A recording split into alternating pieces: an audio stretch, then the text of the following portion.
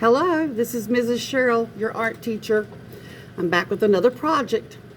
I know some of you that have been here in the past, some of my former students, when you see the word free draw, some of you get excited because you love to do this at school. I do free draw so that you have something to do in case you finish before the other students. I don't want you to just sit doing nothing. And I could tell you to look at a book or a magazine just to keep you busy until the others are finished or until the class is over. However, this is art class and I like to keep you doing art. So I always ask you to do free draw, and that excites a lot of you because it's your chance to do whatever you want to.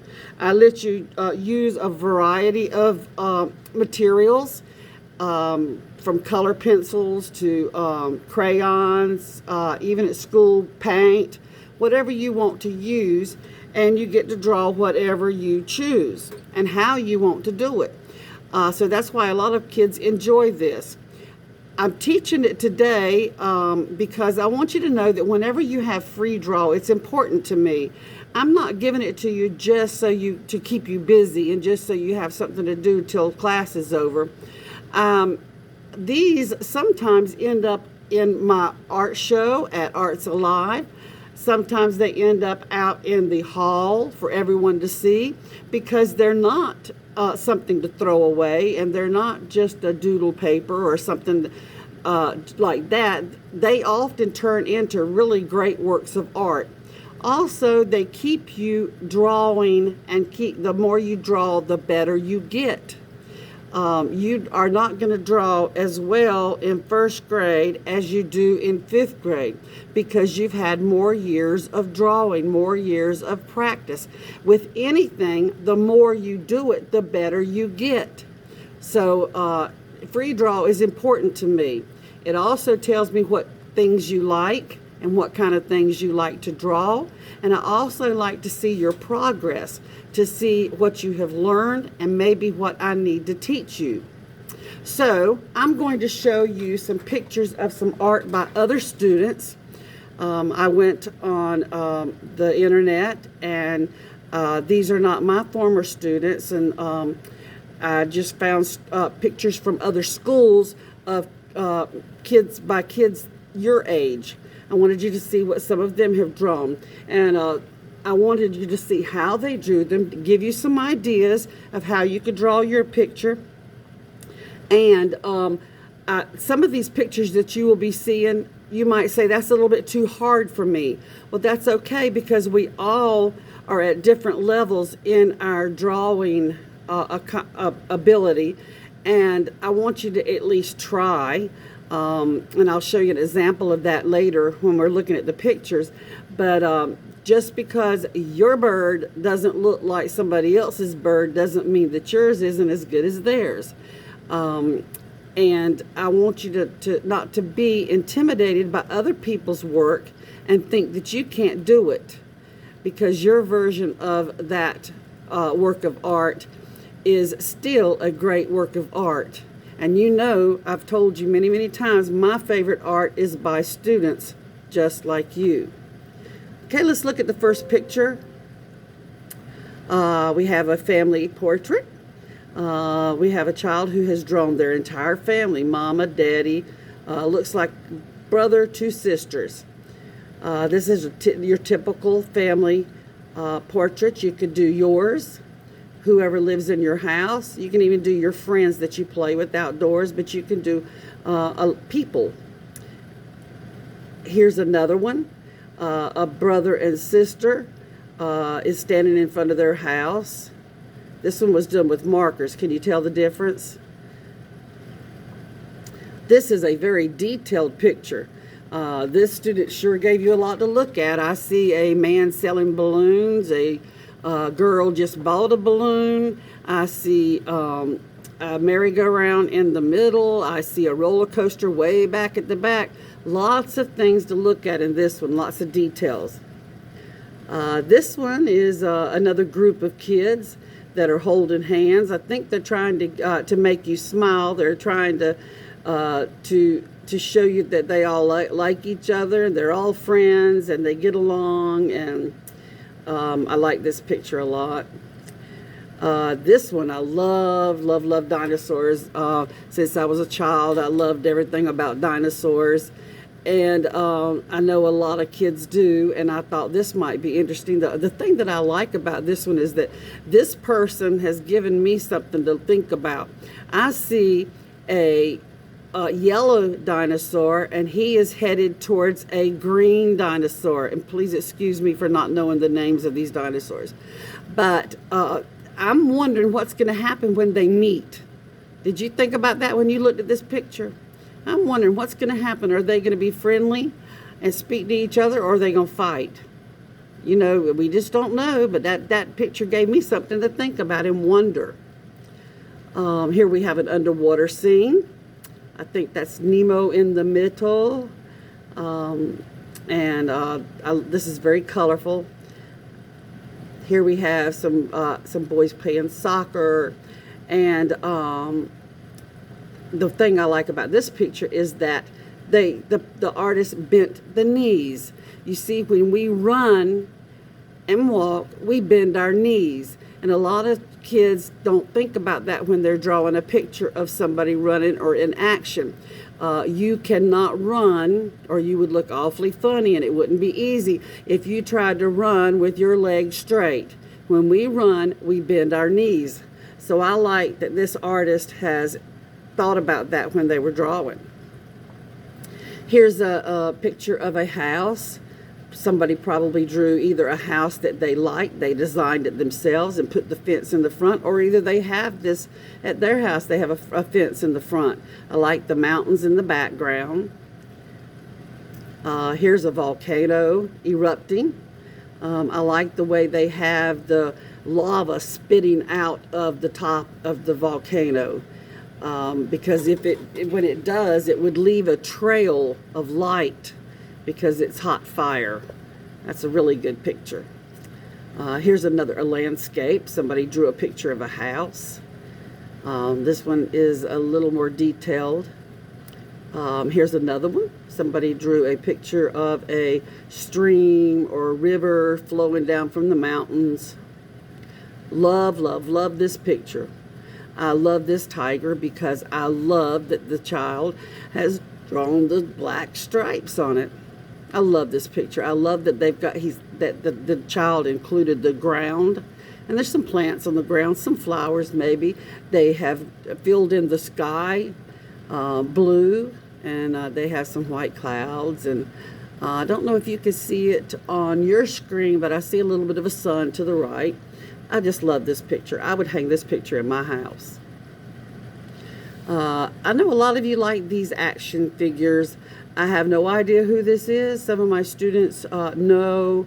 When we looked at this slide presentation, they all yelled out who it was, and I'm sorry, I can't remember who it was, but I thought some of you might like to see something like this because I see you drawing these figures.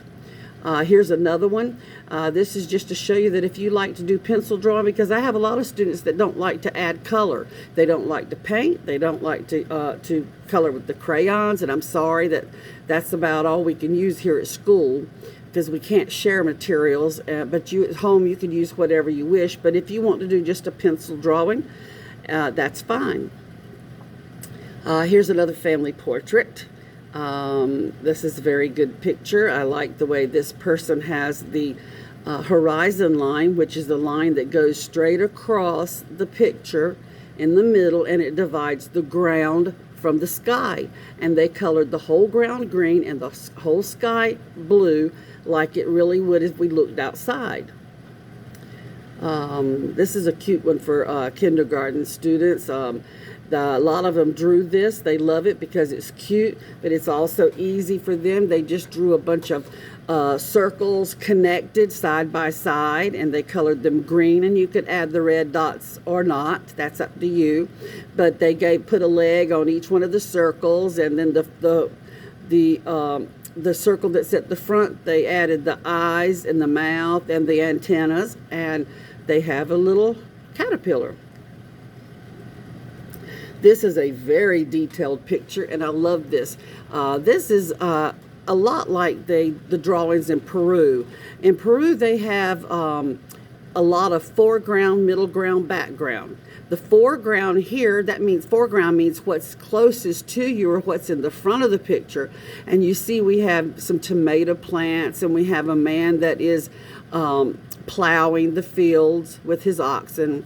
And then in the middle ground, we have we have a building, and we have some people that are carrying sacks on their back. That's probably filled with vegetables. We have a corn field there, and then we have two people that are carrying some baskets, look like maybe apples in the basket. Then in the background, we have another building. We have a truck that's filled with produce or vegetables that are probably going to be sold at market. We have a person that is hoeing in the background in a garden. We have a man that looks like he might be feeding a cow, and I love this part. The cow is eating, and while the cow is eating, her calf is eating also. Do you see the little calf drinking some milk under the mama? Love, love, love this picture. Okay, love this cat. The reason I love this cat is because of all the color. You know, when we paint things or draw things, they don't actually have to be the color that they really are in real life.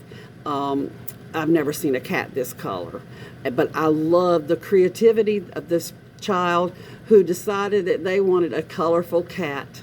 And we certainly can draw things like this, and it brightens our day when we look at something like this, doesn't it? There we have a Pokemon, I think.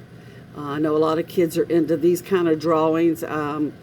It's not my style, but we don't all like the same thing, do we? But I have a ton of kids that love this kind of drawing. My granddaughter used to draw these figures, and I thought I'd include that so that you would know that was another thing that you could draw. Here's the bird I was talking about. See how beautiful that bird is? This artist is very good, and this is a child. This is by a child in 5th grade. The teacher had marked the child's name and the grade, but isn't this beautiful? I love this picture of this bird. And if you want to draw a bird and yours ends up like this, I love this one just as much as I love the one we just saw.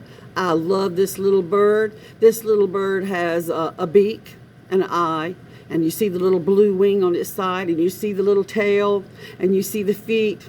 That's a bird. I knew it as soon as I saw it. It doesn't have to look like this one to be good. We all have different ways of drawing, and we're at different levels, which means the more we draw, the better we get. So this is by a 5th grader. Sorry, I bumped my camera. This is by a 5th grader, and this is probably by a kindergarten student, and I love it. Here we have some buildings, probably in a town or a city. You know how I know this is nighttime? Look and see if you know how this is nighttime. Do you see the stars? I see stars. And I love the two cats sitting on top of the building. How you like that? I love that.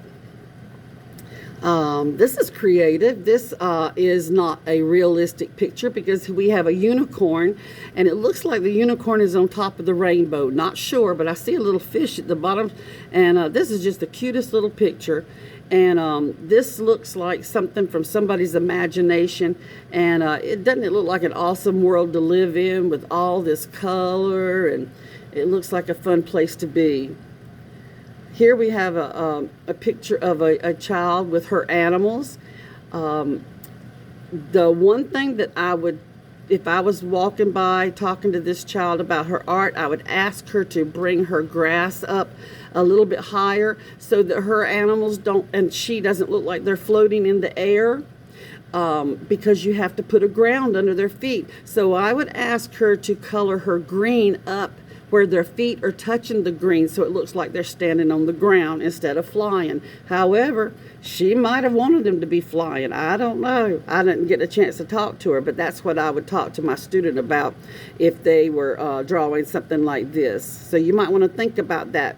If you want your animals or your figures to be on the ground. You have to color the ground under their feet. Here we have a little girl that's watering flowers. That's a beautiful picture. We have an earth that is smiling, and we see the space out around us is really dark. It's got stars around it. A happy earth. A cute little bumblebee. That would be an easy one for somebody. Although bumblebees don't really have blue wings, I think this is cute. It's a colorful little bumblebee. Here we have a butterfly. I have lots of kids that love to do butterflies. And there's all kinds of ways to design their wings. Use lots of colors. Here's another detailed picture. This is awesome, isn't it? This child did the whole town. I don't know if this is really their town. This child could be sitting up in their window at home. They might live in a tall apartment building, and maybe this is what they see when they look outside of their window, and they're including everything. But this is a very detailed picture. This artist gave you a lot of things to look at. Here, this picture right here is a demonstration of when you want to say something with your art. You see the two girls over here that are holding hands, and they're smiling, and they're together. Do you see the little girl on the right? She's crying because she has been left alone. Obviously, she's not been included in whatever the little girls on the left are doing. She's not being included, and this artist is trying to show you that we should not make somebody cry, and we should not make somebody sad. We should always include them. If you see someone that's alone and has no friends, the best thing for you to do is introduce yourself or to go ask them to join you. It's so easy to make other people happy, and it makes you a very good person and a very good friend.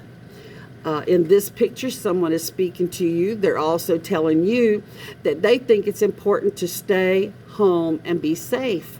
They have the word stay, home, and safe written on a poster, and they have an umbrella showing that they're trying to keep the germ, the COVID-19 germ, from falling down on them. And they're trying to stay safe, and they're encouraging you to do the same. Here's another picture that is trying to talk to you. This person is telling you, please don't chop this tree down. Bless its heart, look at that tree. He's asking him, don't cut me down. I've got apples for you. Here, you can have some apples. Don't chop me down. I want to live. And this is a message that a lot of people try to tell people about cutting too many trees down in the forest. So you can do a picture also that has a statement, something that you believe in very strongly or something that you're against. You can demonstrate that with your art.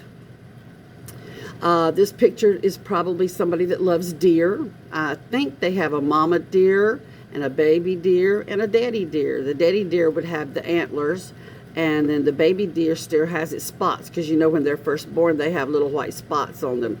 And I love deer, and I love nature, and love all animals. I love this picture. Here's somebody loves horses.